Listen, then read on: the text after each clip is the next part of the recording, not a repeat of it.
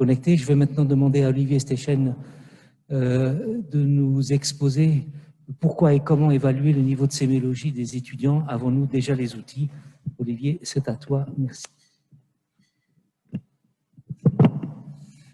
Merci beaucoup de m'avoir invité de parler de ce sujet qui est assez vaste, qu'on peut aborder de plusieurs façons. J'étais assez perplexe d'ailleurs sur la meilleure façon de le faire.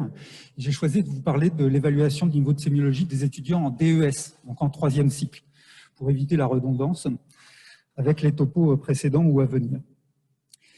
Donc la sémiologie clinique, vous savez, c'est l'étude des signes cliniques, comment les chercher, quelles techniques d'entretien pour les signes fonctionnels, quelles manœuvres d'examen pour les signes physiques, comment interpréter leur présence, leur agrégation sous la forme de syndrome ou leur absence. Je ne vais pas avoir besoin de beaucoup d'efforts pour vous convaincre que c'est important d'évaluer les compétences en sémiologie clinique parce que ces compétences sont nécessaires à une pratique de qualité, à la compétence professionnelle en général. Elles conditionnent la valeur et la possibilité d'interpréter l'examen clinique. Et je l'inscris d'ores et déjà, la compétence en sémiologie clinique, dans la continuité des compétences qui sont nécessaires à l'anamnèse, qui sont un autre versant du recueil d'informations, informations à partir de lesquelles on amorce la démarche clinique. Donc l'anamnèse, vous savez, le recueil du mode de vie, des antécédents, de l'histoire du problème de santé. Et donc pourquoi c'est important tout ça? Cette prise d'information, durant l'anamnèse, durant l'examen clinique, elle est au fondement de la démarche clinique, elle permet d'apprécier l'urgence d'une situation. Les urgentistes, ils sont capables, sans avoir le résultat des examens complémentaires, et même les infirmières d'accueil et d'orientation sont capables de trier les patients en fonction de leur degré de stabilité. Elles s'appuient sur des éléments cliniques pour le faire. On peut émettre des hypothèses diagnostiques et pour chacune déjà estimer une probabilité initiale, évaluer dans une certaine mesure le pronostic. Donc le pronostic immédiat, c'est l'urgence. Le pronostic à moyen et long terme, on a souvent des éléments cliniques qui nous aident. Ça nous permet également de sélectionner les examens complémentaires qui sont utiles pour confirmer ou infirmer les hypothèses diagnostiques qu'on a hiérarchisées et de planifier également l'urgence dans leur délai de réalisation. Et puis, ça nous aide également à définir les principes de la prise en charge thérapeutique et ses modalités. Est-ce que ça doit se faire en ambulatoire ou bien à l'hôpital? Si c'est à l'hôpital, est-ce que ça doit se faire en urgence ou bien ça peut se faire de manière programmée? Si c'est en urgence, est-ce que c'est dans un service de médecine ou dans le service de réanimation? Tout ça, les modalités de la prise en charge vont être définies par notre évaluation clinique initiale. Et puis, ce temps de prise d'information, cet entretien et l'examen qu'on fait du patient, ça permet également d'établir, de poser la relation avec le malade. Et on voit ça même avec les étudiants, les patients nous le disent, quand on fait la visite, ils nous disent « Ah, je le reconnais, celui-ci, il s'est entretenu avec moi, il m'a interrogé, il m'a examiné de façon très, très consciencieuse. » Et on sait que les étudiants qui ont réussi, grâce à leur examen clinique complet, consciencieux, à établir cette relation avec le patient, eh bien, ont gagné sa confiance et on sait qu'ils vont être un interlocuteur privilégié pendant toute la durée d'hospitalisation. Et c'est vrai, évidemment, pour les médecins seniors en consultation aussi. Donc voilà, la compétence sémiologique, les compétences en prise d'information en général sont vraiment nécessaires et il faut donc les évaluer. Donc voilà, il est fondamental d'évaluer ces compétences en communication et en sémiologie. Alors comment? C'est là où je vous ai dit, j'ai choisi d'utiliser, de me focaliser sur le 3e cycle. Pour le 2e cycle, au niveau national, et puis c'est reproduit au niveau facultaire, il y a des choses qui sont en train d'être mises en place avec les ECOS, avec les épreuves dématérialisées qui comportent des dossiers progressifs riches, des questions isolées également riches, avec des images, des vidéos, des sons, des zones appliquées. Et puis il y a les TSCS également qui vont permettre d'évaluer la compétence des étudiants à interpréter les signes qu'ils auront eux-mêmes identifiés ou qu'on leur a donné. Donc voilà, tout ça a déjà été abordé, mieux que je ne saurais le faire. Et donc, je vais plutôt vous faire un retour d'expérience sur l'évaluation des compétences en sémiologie en 3e cycle. Et en effet, même si on considère souvent que l'apprentissage médical et l'acquisition de l'expertise est quelque chose de cumulatif, on commence par apprendre à examiner les patients, puis à rédiger une observation, puis à raisonner, puis à prescrire des examens, puis à prescrire des traitements. En réalité, moi, je pense que c'est vraiment itératif. Et j'en veux pour meilleure preuve que je continue, et j'imagine que c'est pareil pour vous, à apprendre des choses nouvelles chaque année en sémiologie, et c'est parfois même les étudiants qui me les apprennent. Le dernier exemple, ça concerne l'évaluation de la sensibilité, l'évaluation de l'intégrité des voies spinothalamiques, donc la sensibilité que j'utilise pour ça, la modalité, c'est la sensibilité thermique. Et on discutait avec les étudiants des manières de faire, et je leur disais que j'utilisais mes objets métalliques que je posais sur le tégument du patient, et je lui demandais s'ils sentaient que c'était frais. Et je leur disais, mais malheureusement, il y a parfois des patients qui me disent « ouais, frais, bof ». Et je ne sais jamais trop si c'est pathologique ou normal, si c'est parce que mon objet métallique, donc mon diapason ou bien le manche de mon marteau à réflexe, n'est pas assez frais. Et là, il y a une étudiante qui m'a dit « mais moi, j'ai ce problème aussi, j'ai trouvé une solution, je mets une goutte de solution hydroalcoolique sur mon objet métallique, je l'applique sur la peau du patient et il trouve toujours que c'est frais. J'ai essayé sur moi, effectivement, c'est spectaculaire. Et maintenant, j'ai plus aucun problème pour évaluer la sensibilité thermique de mes patients grâce à cette étudiante. Donc, je suis content d'apprendre de mes étudiants et je suis content également que les autres étudiants voient que j'apprends des étudiants et qu'on est bien dans un processus d'acquisition itérative de la compétence. Donc ces compétences, elles nécessitent, en entretien en sémiologie, nécessitent d'être rafraîchies, perfectionnées, approfondies, et donc évaluées, c'est la question qu'on pose, tout au long de la carrière professionnelle. Dans le sein du DES de médecine interne et immunologie clinique et du co-DES pour la phase socle avec les infectiologues et les allergologues, on a mis il y a quelques années en place des séances de sémiologie, donc un OD de sémiologie pratique. Et puis, on a proposé également, et ça on l'a proposé à l'échelon national, que la validation du stage en médecine interne comporte 2 séances d'observation du comportement de l'interne au lit du malade, en général lors de la consultation d'admission en hospitalisation traditionnelle. Donc ça a été quelque chose d'assez disruptif. Je me souviens encore des discussions que ça a occasionné pour l'ED de sémiologie en phase socle au sein du comité pédagogique avec des enseignants qui disaient « mais non, c'est pas des bébés, ils ont déjà appris, ils savent, c'est l'élite de la nation, médecine interne en région parisienne ».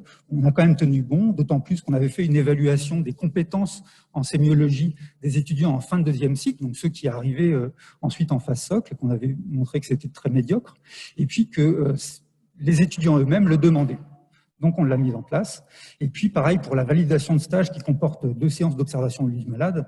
Là aussi, c'est au sein du collège qu'on l'a discuté, avec beaucoup de résistance de la part de beaucoup d'enseignants qui trouvaient que offrir 2 heures d'évaluation à l'interne sur son stage de 6 mois, c'était trop. Donc certains le font, d'autres ne le font pas, mais je vais vous faire le retour d'expérience là-dessus. Je commence par l'enseignement dirigé de sémiologie en phase socle. Donc c'est une séance de 4 heures. On partage la promotion de 40 étudiants en 2, donc ils viennent à 20, on les a pendant 4 heures.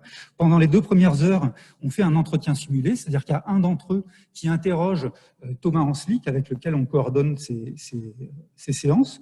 Et puis ensuite, il y a un débriefing général avec les autres étudiants, avec tous les enseignants qui sont présents. En général, on est 4. Et après ça, on subdivise encore en 2 leur effectif, donc ils sont 2 fois 10 à chaque séance, et on les répartit à un binôme d'enseignants seniors avec lesquels on évalue la manière qu'ils ont de réaliser les manœuvres d'examen clinique. Donc on les fait s'examiner entre eux, et puis eux-mêmes critiquer, commenter les manières de faire, et puis nous, on apporte également notre expérience. Et le programme sur lequel on s'appuie, le programme qu'on balaye lors de ces séances, c'est le programme du stage de sémiologie de 2e année. Donc, ce n'est pas de la sémiologie complexe, c'est vraiment la base de la base, taper les réflexes, placer correctement palper un ventre, examiner l'articulation, etc., etc. Des choses très basiques. Et alors, qu'en pensent ces étudiants? Donc là, je vous ai mis les évaluations faites par une promotion, la promotion précédente. Ils sont 40 au total, ils sont 40 à être venus, 40 à avoir fait l'évaluation. Vous voyez que la partie anamnèse a été un petit peu moins appréciée que la partie examen clinique. Mais la partie examen clinique, quasiment tous les étudiants ont trouvé que c'était très intéressant ou excellent. Et quand on compare avec les autres séances de la phase socle, en fait, c'est celle qui a les meilleures appréciations. Et on voit dans le verbatim pourquoi. Sur la séance d'anamnèse, donc de simulation d'un entretien, ils disent que c'est intéressant, interactif, et qu'ils apprécient, finalement, vous verrez le verbatim, vous aurez les diapos, ils apprécient le partage d'expérience que permet cette séance, où chacun, on dit comment on fait habituellement pour discuter et communiquer de façon efficace et respectueuse avec le patient. Donc voilà, ils aiment bien la multiplicité des points de vue et pouvoir discuter finalement des difficultés qu'ils rencontrent et voir les solutions que chacun, donc nous enseignants et parfois les étudiants également, ont leurs expériences à partager, comment chacun on réagit à ces difficultés.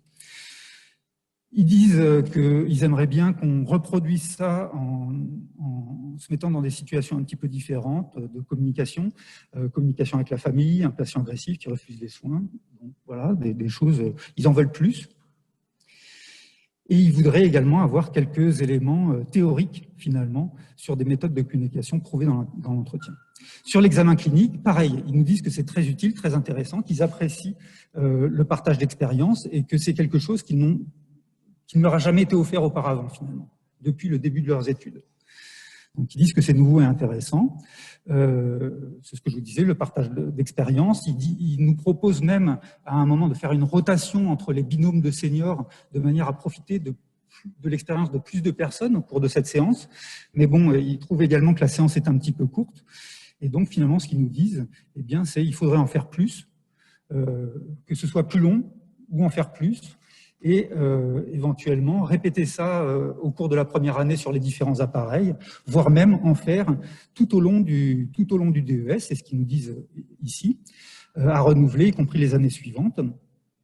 Et il y en a même un qui dit, c'est une technique qui l'a vraiment marqué, et il pense que ça devrait être diffusé massivement dès la P2 jusqu'au clinica. Lui, il inscrit bien l'apprentissage et l'évaluation des compétences sémiologiques dans un processus itératif. Voilà pour cet enseignement de sémiologie, qui est pour nous un vrai succès et qu'on reproduit avec plaisir chaque année. Et maintenant, sur la question de la validation de stage qui comporte des séances d'observation au lit du malade. Donc, comme je vous l'ai dit tout à l'heure, on observe l'interne qui voit pour la première fois un entrant en hospitalisation traditionnelle. Donc, on est 1 ou 2 seniors, on se met en retrait et on a des grilles qui nous permettent ensuite de guider une rétroaction, un bilan éducatif partagé. Ces grilles, je vous les montre. Vous voyez qu'il y a un certain nombre d'items à côté. Premier item, habileté à conduire un entretien médical, donc l'anamnèse, la recherche des signes fonctionnels. Deuxième item, habileté à conduire un examen physique. Là, on est vraiment à la sémiologie. Et puis ensuite, on a qualité humaine, raisonnement clinique, compétences pédagogiques, c'est-à-dire les explications la qualité des explications et l'intelligibilité des explications qu'on donne aux patients, organisation et efficacité de la rencontre, et puis compétences cliniques globales, en sachant que tous ces items, ils sont cotés en ayant comme cible de compétences le niveau qui devrait être acquis à la fin de la phase, soit de la phase socle, soit de la phase d'approfondissement, parce qu'on a fait ça également avec des étudiants DES en 2e, 3e, 4e et même 5e année. Voilà. Et il y a également une évaluation qui porte plus sur les compétences relationnelles et communicationnelles. Et ce qui est intéressant, c'est que cette grille, elle est remplie par le patient. Donc on la donne au patient, on l'avertit au départ, bien sûr, qu'on est dans un dispositif d'évaluation. C'est sa prise en charge clinique, mais ça participe à ce dispositif d'évaluation. Et on lui remet la feuille et il coche. Donc l'interne vous a donné tous les éléments, il a été avenant et franc, ne vous a pas caché d'éléments vous concernant. Accueilli de manière chaleureuse, il s'est mis à votre niveau, il vous a laissé raconter votre histoire, il a marqué de l'intérêt pour vous, il a discuté des différentes options, il vous a encouragé à poser des questions, il vous a expliqué ce que vous aviez besoin de savoir, il a utilisé des mots que vous pouviez comprendre pour ses explications, et il a cherché également à comprendre vos sentiments. Et donc le patient dit médiocre, je ne vois pas très bien, mais bon, c'est les catégories habituelles. Médiocre, passable, bien, très bien, excellent.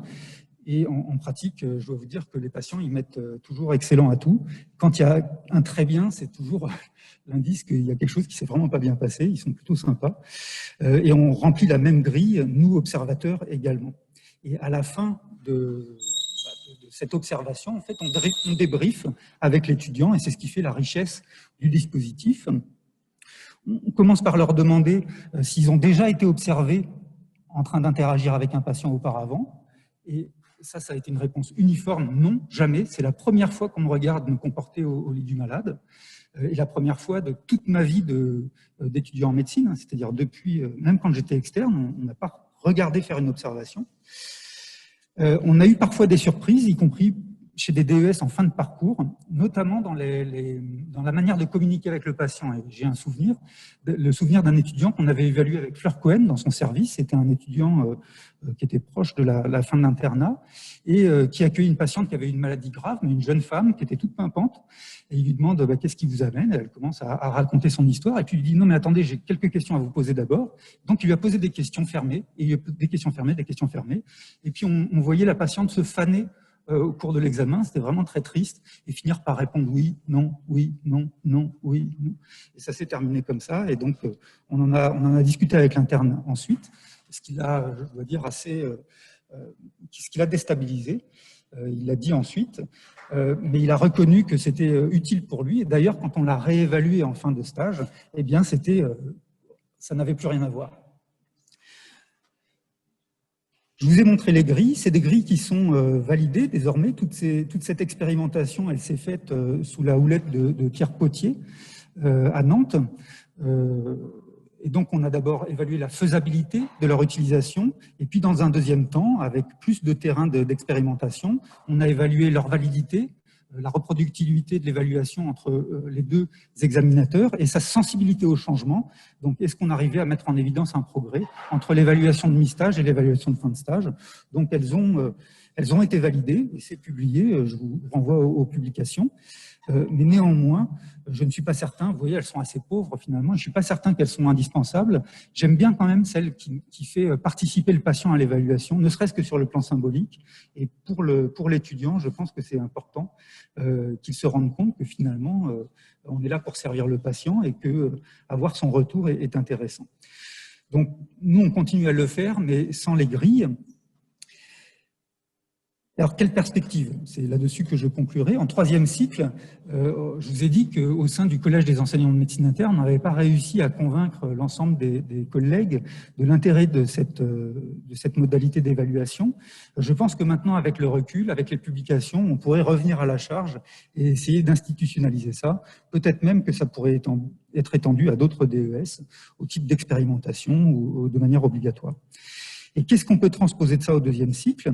Eh bien, sur le lieu de stage, Alexis nous a parlé de ce qui est prévu dans le contexte de la réforme, de manière très formelle, mais je ne pense pas que ce soit incompatible avec la réalisation de séances du même type en deuxième cycle. D'ailleurs, nous, on le fait dans le service. On leur fait à chaque promotion, tous les trimestres donc, des séances de révision sémiologique. On les prend par petits groupes et puis on est 3 ou 4 seniors à leur faire chacun un appareil et ils apprécient beaucoup. Selon les mêmes modalités, on les fait s'examiner entre eux et puis on discute ensuite de ce qu'on voit.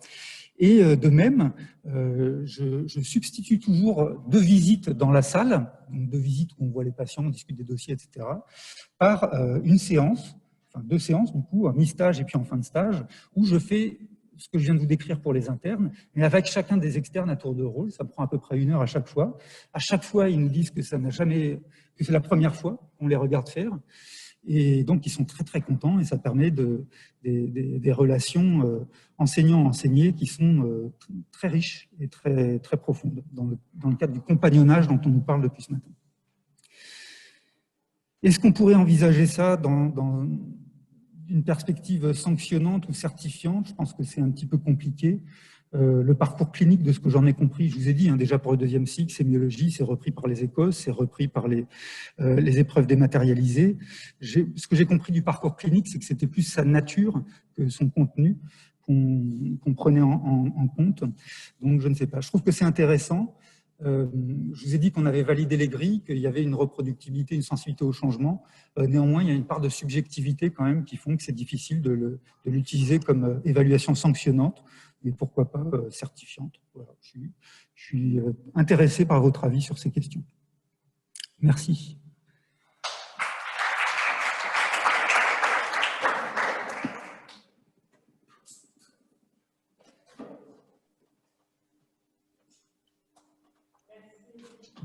Merci Olivier pour cette présentation. Y a-t-il des questions, des commentaires par rapport à cet enseignement de sémiologie Oui, merci Olivier. Olivier de cette présentation, c'est Alexis Régent. Je me posais la question, finalement, on avait l'impression que l'apport des séances que vous avez fait était peut-être moins valorisé par les internes. Pourtant, moi, j'ai l'impression que, en fait, c'est extrêmement important de leur montrer les techniques d'interrogatoire, que c'est probablement plus difficile de l'évaluer parce que c'est de l'ordre du ressort psychologique, que chaque interrogatoire est un nouvel interrogatoire et que c'est difficile de bien le standardiser.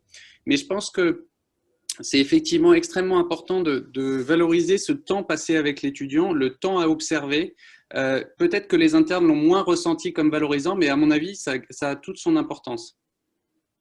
Oui, sur la séance en groupe, la séance collective, le travail sur l'anamnèse qu'on fait, la petite simulation, je pense qu'une de ses limites, c'est que ils sont relativement passifs. Hein, je vous ai dit, ils sont 20. Il n'y en a qu'un seul qui s'entretient avec Thomas Hanslick, qui joue le rôle du malade.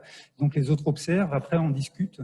Et c'est vrai que prendre des séances en plus petits groupes, plus diversifiées, un petit peu plus formalisées, avec tous les acquis finalement de la simulation sur ces questions-là, serait plus profitable. Ouais, je suis d'accord. Oui, rebonjour, juste un commentaire, enfin plus ou moins une question. Toujours Evan Gouy, donc interne en génétique médicale à Reims. Franchement, c'est quelque chose de génialissime. On était essayé de monter ça quand j'étais externe à Lyon à l'époque. Simplement une remarque, est-ce que finalement ça n'aurait pas un intérêt, comme vous avez dit vous-même, que vous appreniez des étudiants, de pousser l'enseignement mutuel, parce que c'est la terminologie, en tout cas en sciences de l'éducation, au point de finalement que les internes se forment entre eux, que les PH se forment entre eux. Comme vous l'avez dit, finalement, c'est un enseignement itératif tout au long du cheminement. Donc, on pourrait imaginer que voilà, des CCA vont apprendre à des externes vont apprendre à des CCA. C'est ce qu'on avait plus ou moins construit par Utopie à Lyon, c'est de se dire, et si on faisait finalement un centre de simulation un petit peu à la carte, où n'importe qui finalement peut venir se former parce que chacun a des compétences. Moi, j'ai jamais autant appris dans les services que quand mes chefs avaient accepté que finalement leurs internes avaient des compétences différentes et que tout le monde pouvait apprendre finalement. Oui, je suis d'accord sur le principe. Après, je pense que c'est quand même important qu'il y ait quelqu'un d'expérimenté dans la place. Nous, on a vu que certains étudiants avaient des techniques défectueuses d'examen des malades. Donc, le risque, c'est quand même de reproduire les erreurs si on les laisse faire leur apprentissage entre eux. Et d'ailleurs, durant le stage de sémiologie, les étudiants en deuxième année qui font ce stage disent que ceux qui leur apprennent le plus, finalement, ce sont les externes. Et c'est peut-être une des causes de l'échec de notre formation, de notre système de formation en sémiologie. Donc, oui, mais j'ai un petit peu peur quand même qu'on répète des erreurs. Et c'est quand même une compétence qui demande une certaine finesse. Hein. Et c'est bien qu'il y ait des seniors pour valider finalement les techniques qui sont proposées, je pense. Je vous remercie. On va pas prendre